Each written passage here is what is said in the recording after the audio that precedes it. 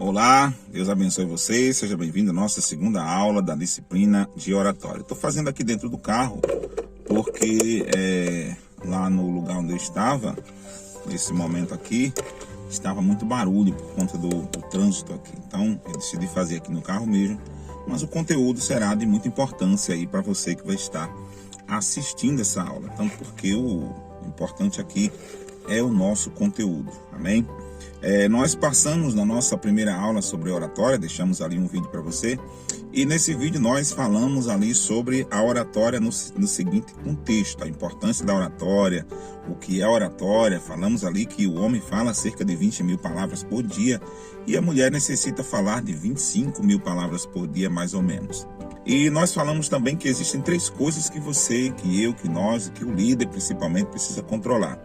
A primeira coisa é os seus sentimentos, a segunda é a língua e a terceira é o tempo. Quem fala precisa saber falar, saber o que falar, quando falar e, acima de tudo, para quem falar e como falar. Então, a oratória é muito importante, nós nos comunicamos em todos os lugares, em todas as ocasiões, em todas as épocas, o homem precisa se comunicar. Hoje nós vamos falar sobre os principais cuidados na oratória. Mas antes de falarmos sobre os principais cuidados na oratória, até porque nós falamos na nossa aula passada que a comunicação do líder é a oratória. Por quê? Porque o líder precisa saber o que falar, para quem falar, quando falar e como falar.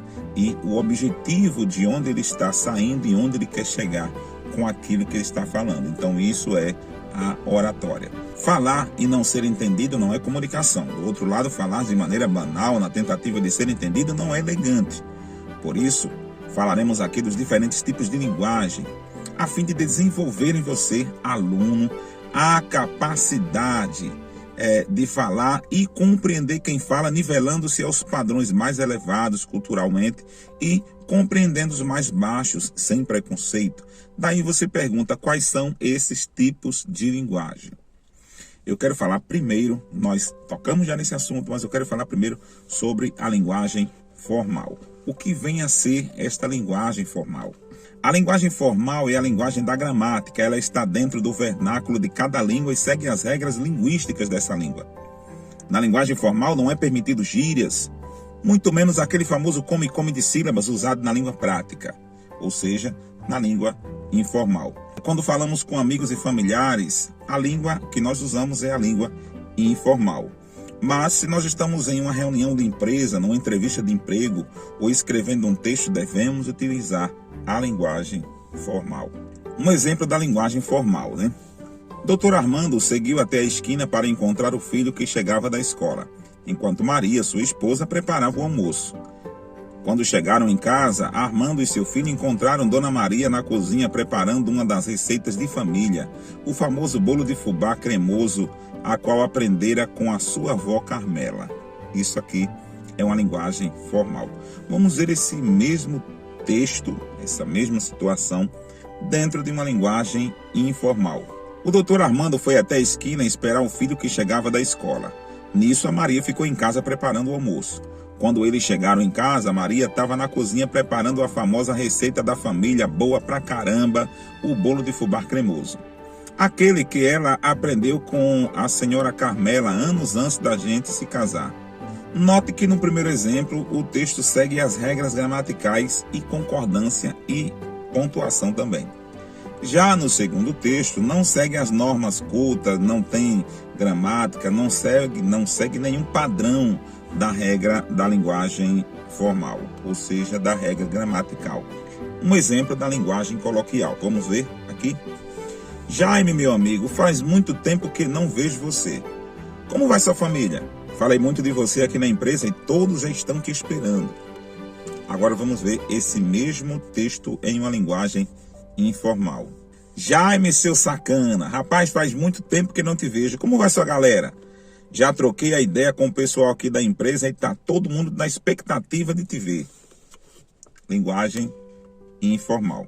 Vamos ver agora a linguagem culta, esta mesma expressão. Prezado amigo Jaime, há muito tempo que não vejo.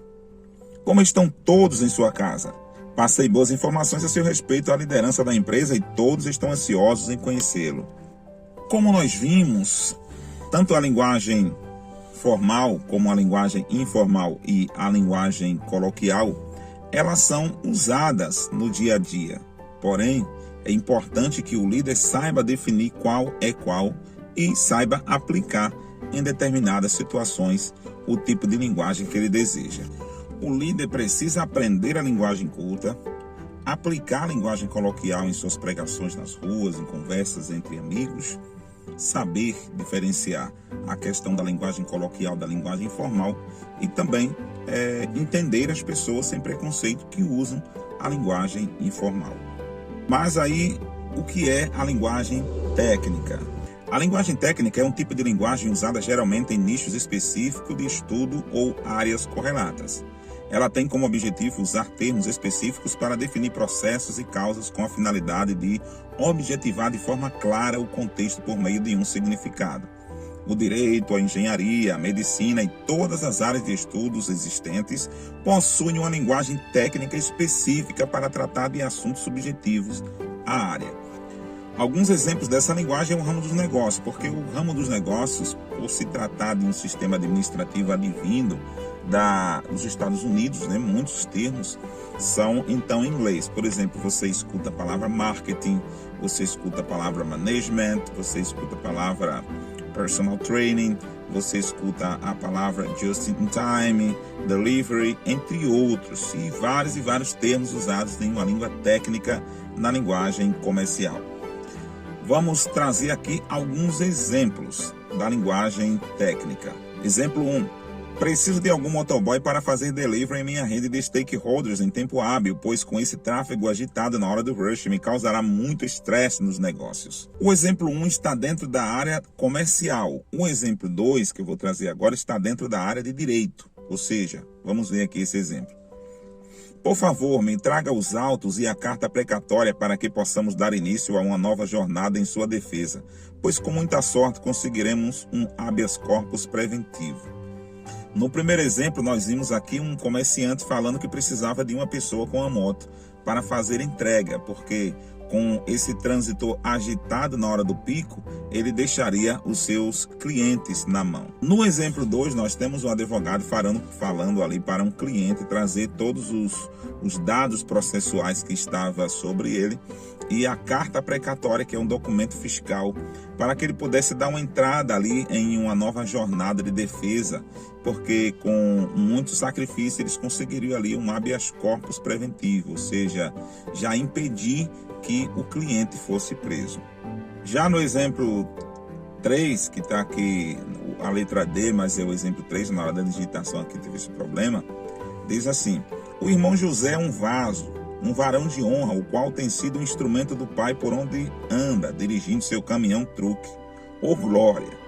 Pode recebê-lo na boa qualidade de servo aprovado. Essa linguagem é uma linguagem técnica dentro da eclesiologia. Por isso, você encontra alguém falando aí, ô vaso. O vaso é o cidadão, o homem, a pessoa, o varão de honra, varão é o homem. Então, são termos ali usados dentro do campo da eclesiologia. Então, esses termos são a linguagem técnica.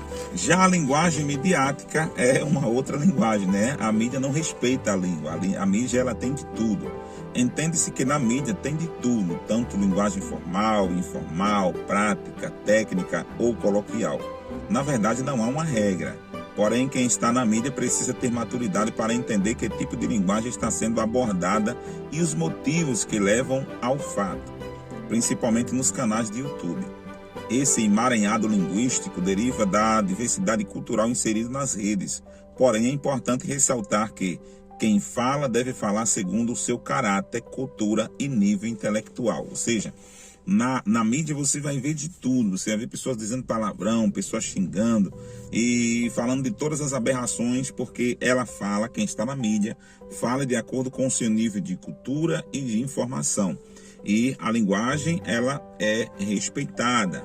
Então, é importante quem está ali assistindo, quem está vendo essas linguagens, saber o porquê está sendo dito ali e a cultura da pessoa que está sendo usada. Mas não deve se copiar tudo, ou seja, não é porque uma pessoa está lá na mídia falando suas aberrações que você, líder, vai pelo mesmo caminho. Você precisa falar segundo a sua cultura, segundo o seu nível de informação e segundo o seu caráter.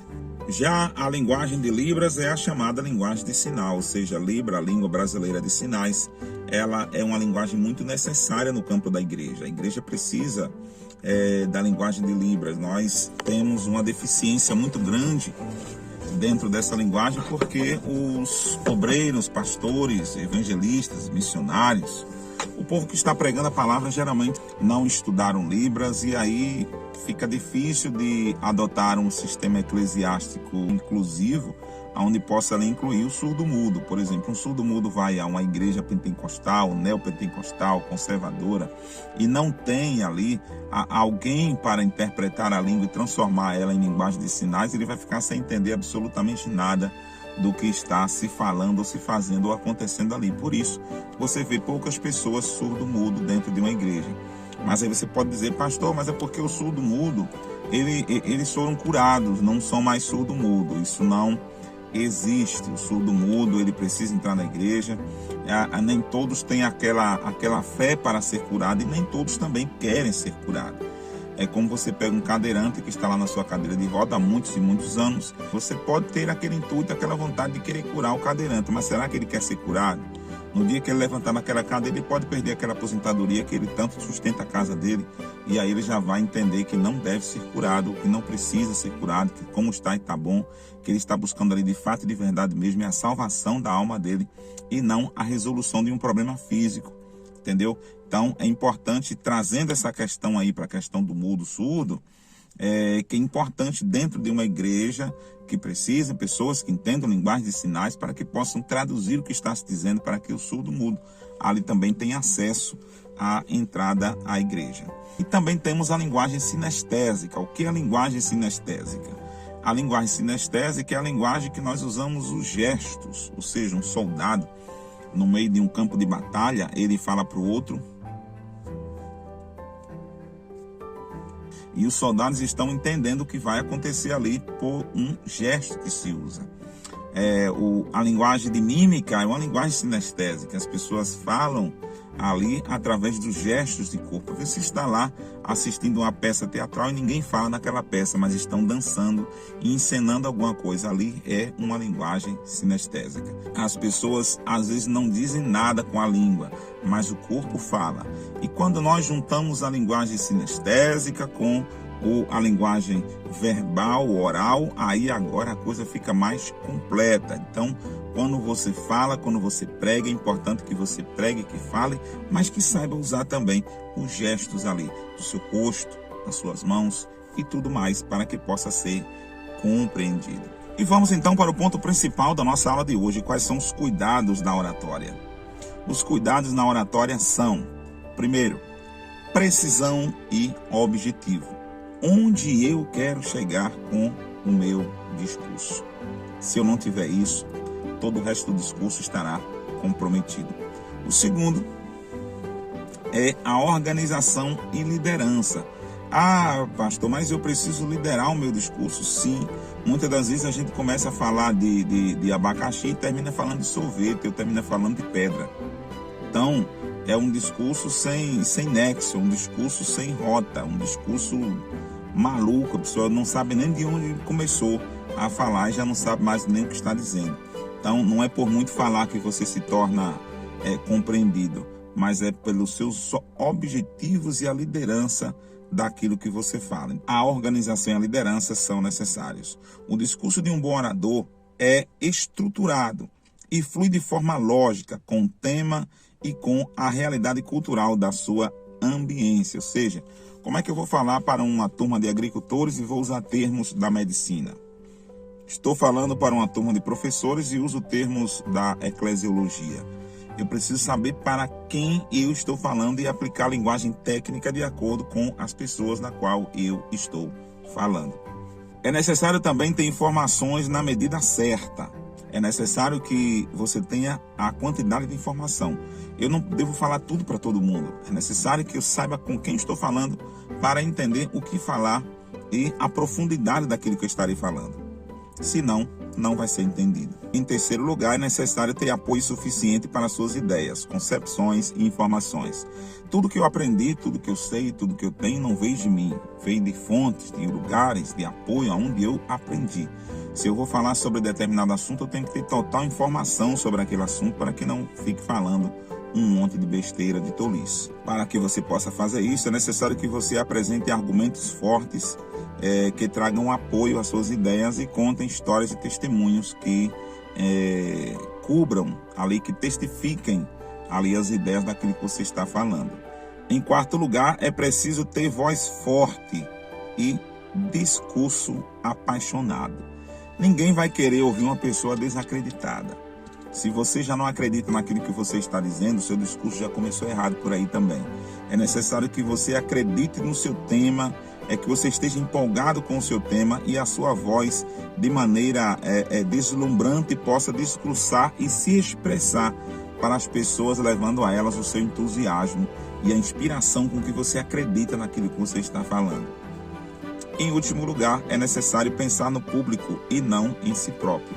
É necessário que eu objetive, que eu veja quem é o meu público. O discurso que eu vou apresentar não é para mim. O discurso que eu estarei apresentando é para as pessoas que estão me ouvindo. Estes são os principais cuidados que devemos tomar com a oratória. Resumindo, precisão e objetivo, organização e liderança, informação na medida certa para as pessoas certas, ter apoio para as nossas ideias e concepções e ter informações que tragam base para aquilo que nós estamos dizendo, apresentar uma voz forte e inspirada, ou seja, que eu tenha credibilidade, que esteja motivado por aquilo que eu estou falando e pensar, acima de tudo, no público-alvo ao qual estou dirigindo a palavra. Esses cuidados são fortes para aquele que deseja falar e falar bem. Na próxima aula apresentaremos as regras importantes para a comunicação. Fique na paz aí, Deus te abençoe e bons estudos.